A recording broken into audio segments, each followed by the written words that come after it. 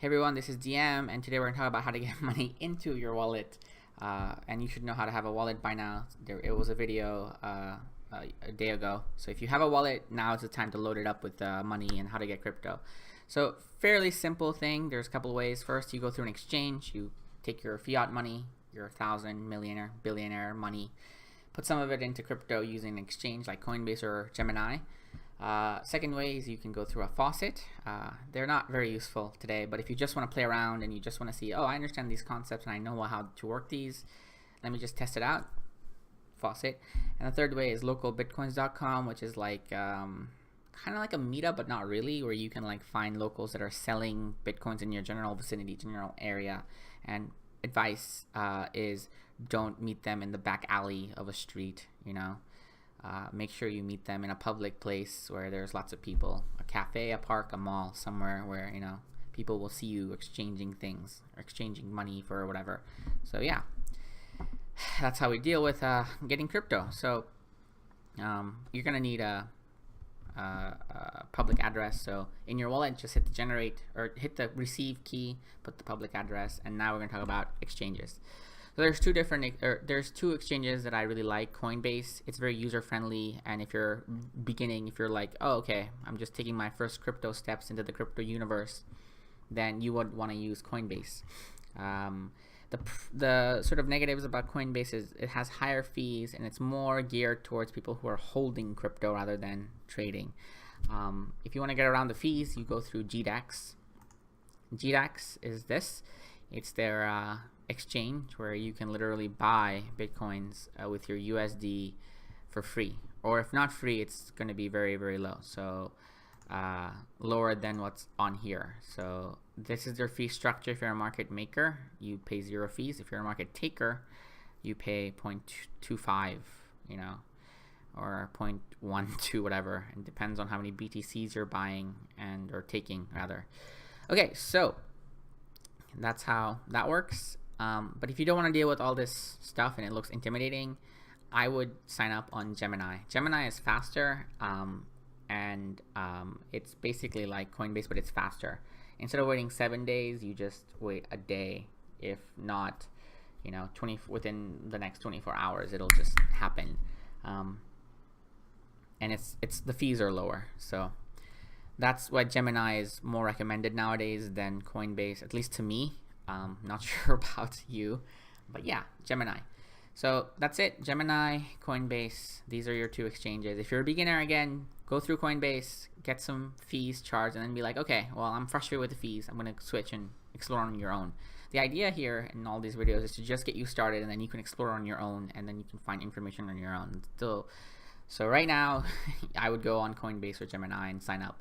Maybe you're more like, okay, you know what? Because these are only 2 accounts I have to deal with, I'll just open 2 and see which one I like better and then make big movements on either of those. One thing to note is Coinbase is a $2,500 limit weekly, and Gemini has a $500 deposit limit through bank accounts daily. If you do the math for that, Coinbase, if you divide by 5, because I'm not counting Saturdays and Sundays as my weekdays, those are my weekends, then both Coinbase and Gemini have the same daily limit of $500. Otherwise, Coinbase is a little lower limit than Gemini.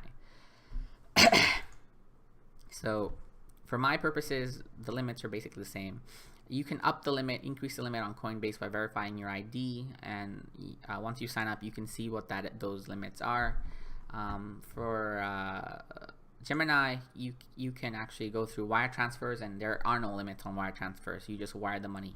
So if you've got $1 million, you want to wire into Gemini and be like, okay, put my million in a crypto, boom, that's how you do it.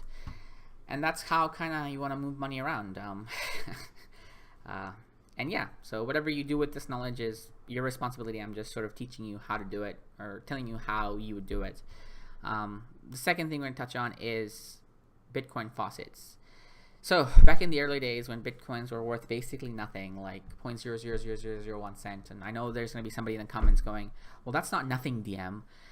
You get the point. They were worth so little that no one cared, right? Back during those days, the way you would distribute Bitcoin is through faucets. Of course, you can mine them, but most people are like, okay, I have Bitcoins. I need to get people on my website. So I'll give them some Bitcoins, load up the website with some ads, and then I'll give some Bitcoins away for people coming and clicking ads. So that's how that model works. So as you can see, this is 99 Bitcoins. They're very good at explaining sort of the beginner side of Bitcoin, so that's why I picked them. I'm not affiliated with them, but again, I like their videos for beginners. You see all these ads and stuff. So they give you up to 10,000 Satoshis every 5 minutes, which probably isn't worth a lot. No one's going to give you like thousands of dollars for free. So you come here, you know, you put in your wallet address somewhere. You come here, you put your Bitcoin address, you solve the CAPTCHA, and then you click claim Bitcoin, and then you should get some Bitcoins into your public address. And again, you generate your public address by going to your wallet, hitting the receive button, and then they'll generate it for you. So that's how faucets work, and that's why faucets used to work. Again, if you were in the early days, 2009, 2010-ish, and you went through faucets, you would have had lots of Bitcoins. So good to know. And the third and final one that I want to touch on today is LocalBitcoins. So if you are somebody who wants to sort of like interact with your local community just to see if there's like people around that have Bitcoin, you can go on LocalBitcoins, pick your country. I like Peru, so I'm going to pick Peru. And then they'll have, you know, I want cash. So I'll put, say, 1,000 Peruvian, whatever the currency is. And then I can search it, and it'll show me who's selling. So I can go to Lima, Peru, and yeah, I can basically get any amounts of Bitcoins. And that way you're trading within your geographic region, and it's a lot more friendly in that sense. That way you discover people who are into the same Bitcoin crypto stuff you are into. So that's a good way to meet people as well.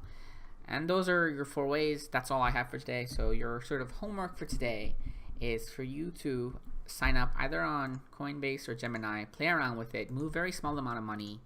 I would move around $20 worth. Okay, I'd put $20 in there just to see what the fees are, right? Put 20 in here and put 20 in Gemini and see which one's faster, which one has less fees, which one gave you sort of more bang for your buck, and then pick one to use indefinitely for the long run, and then have one for short run purposes. Or maybe you'll be like, I'll just use both of them. So it just depends on how you want to sort of set up the table, your cryptocurrency table. Oh, great. We're also doing tables today. Okay, so that about does it. I'll see you tomorrow, and tomorrow I'll show you how to go about and do conversions between crypto. So, all right, good luck. Thank you for joining me, and I'll see you tomorrow.